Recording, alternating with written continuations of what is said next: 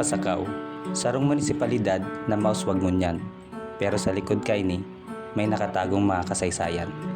Kasaysayan na kung saan nakaapekto sa dating pamumuhay ka mga Pasakenyos. Saro naigdi ang istorya kan dating garrison kang hapon igdi sa Pasakaw.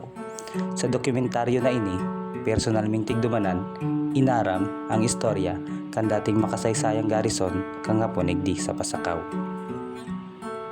May tungod kang Pasakaw Center School sinasabi nakatugdok ang sinasabing dating garrison kang hapon. Madya na, sa tuyang dumanan, kaibang sa kuyang team ang pinakalokasyon kang sinasabing dating garrison kang hapon. Yan na, yun na, hindi na mismo.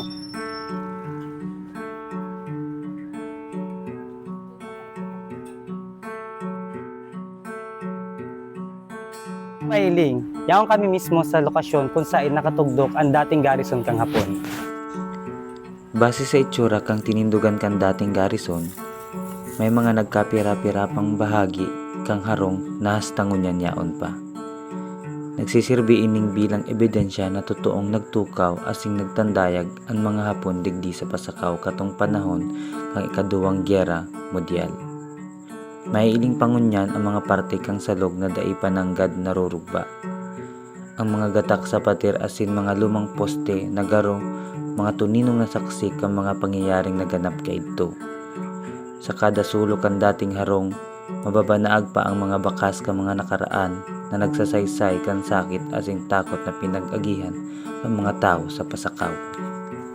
Pagkatapos kan personal ming pagbisita tanganing maidokumento ang lokasyon kan dating garrison, mas lalo ming naintindihan ang kahalagahan kan lugar sa kasaysayan kang banwaan.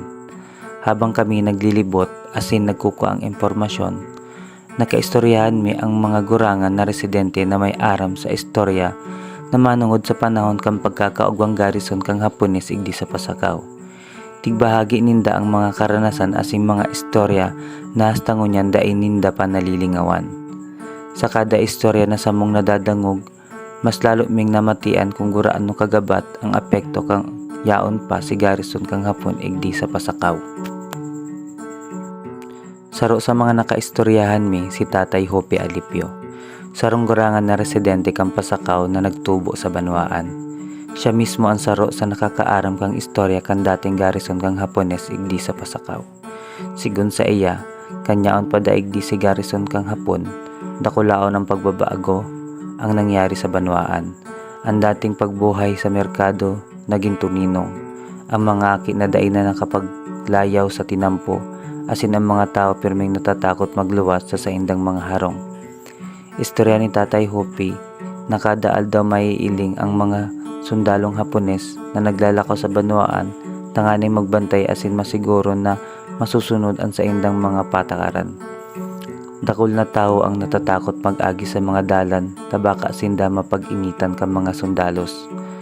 May mga pagkakataon daan na basta na sana ginigibok ang Hapones ang pag-inspeksyon sa mga harong asin pinapakiaraman ninda ang mga gamit ka mga residente.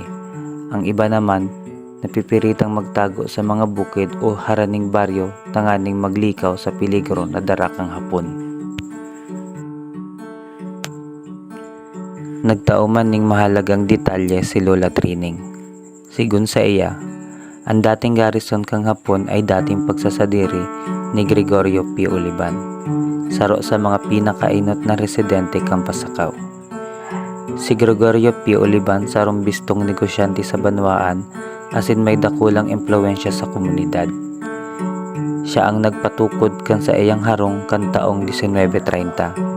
Gibo ini sa matibay na kahoy asin gapo na may duwang palapag, dakulang bintana asin maray ang lokasyon taharan ni ini sa dagat.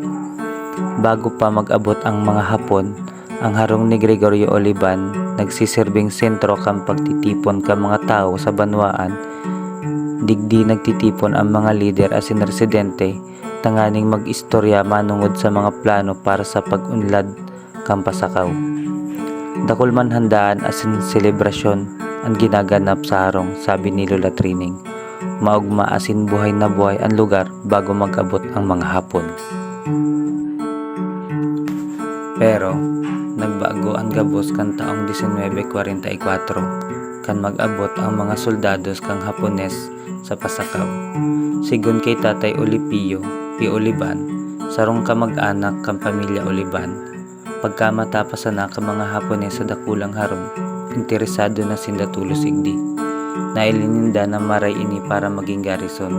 Ulit sa tibay kang istruktura asin sa maayong lokasyon na harani sa dagat asin sa mga inot na dalan.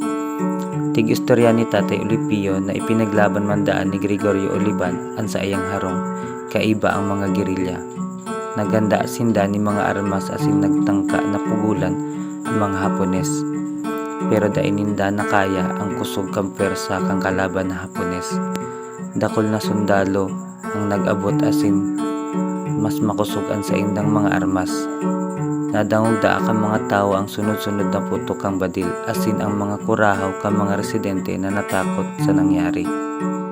Pagkatapos kang labanan, nasakop kang mga Hapones ang harong asin ginibo ninda inibilang pusog na garrison sa pasakaw.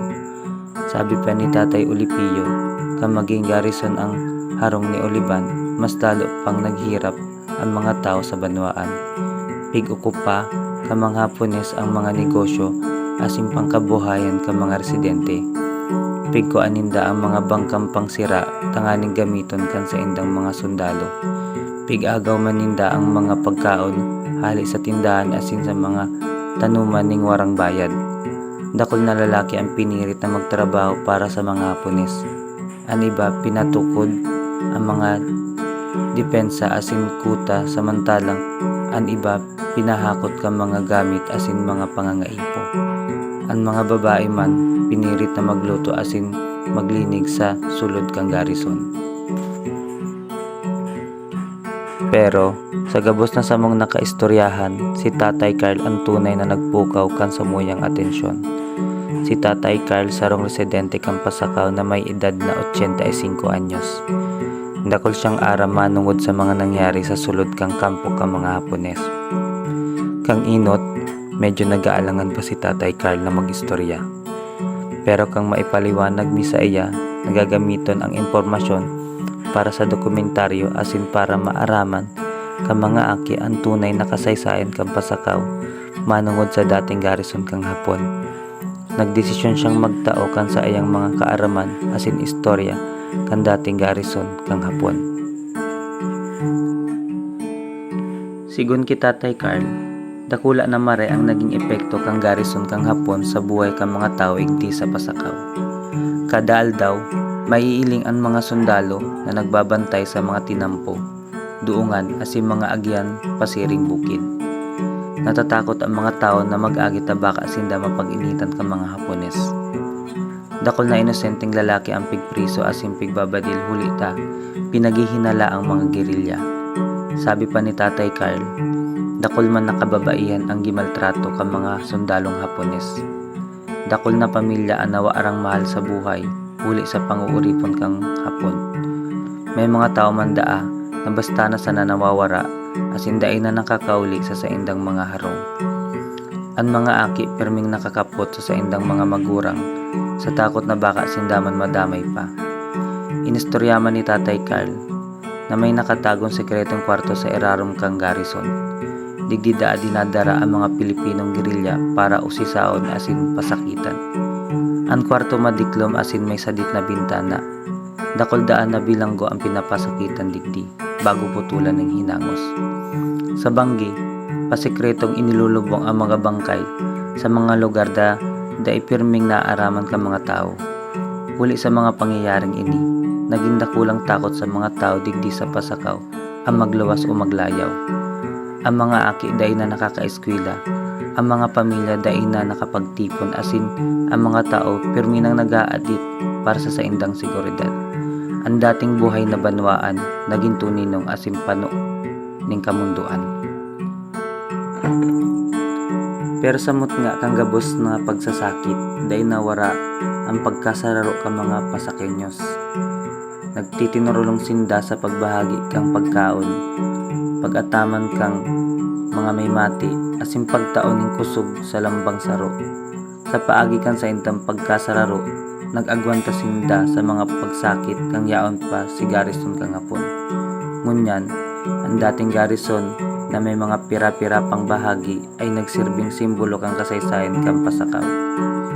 Dahil sa na ini ordinaryong lumang harong, kundi sarong pag-umaw kan sakripisyo, katatagan asin pagkasararo ka mga tao katong panahon kang yaon pa si Garrison. Ang mga istorya ni Tatay Hupe, Lola Trining, Tatay Ulpio, asin Tatay Carl, malagang maipasa sa masunod na henerasyon, tanganing dai malimtan ang mga pangyayaring naganap sa banwaan, asin tanganing mapahalagahan kang mga tao ang kalayaan na sa indang tinasamasa ngunyan.